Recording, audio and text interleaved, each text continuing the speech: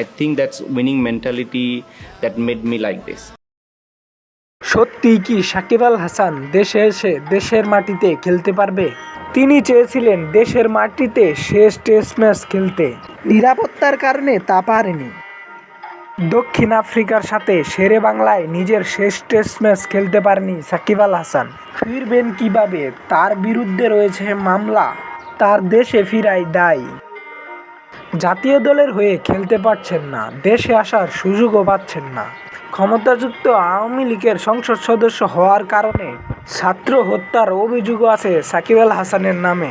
সব মিলিয়ে দেশের টিকিট থেকে অনেক দূরে বিশ্বসেরা অলরাউন্ডার সাকিব আল হাসান। হঠাৎ করে বাংলাদেশ ক্রিকেটে আলোচিত সাকিব আল হাসান। ঢাকা প্রিমিয়ার লিগে দল বদলে নাম এসেছে সাকিব আল হাসানের। ধানমন্ডি ক্লাব, সাবেক Sheikh Jamal Dhanmondi club, legend of রূপগঞ্জে যোগ দিলেন সাকিব আল হাসান। অনলাইন থেকে কার্যক্রম সেরে ফেলেছেন তিনি, এমন নানা প্রশ্ন তৈরি হচ্ছে একদিন আগে। রূপগঞ্জের পক্ষ থেকে সাকিব আল হাসানের নাম প্রত্যাহারের আবেদন জানানো হয়। মূলত সাকিব আল হাসান নাকি রূপগঞ্জের কাছে আবেদন করেছেন তার নাম প্রত্যাহার করার জন্য।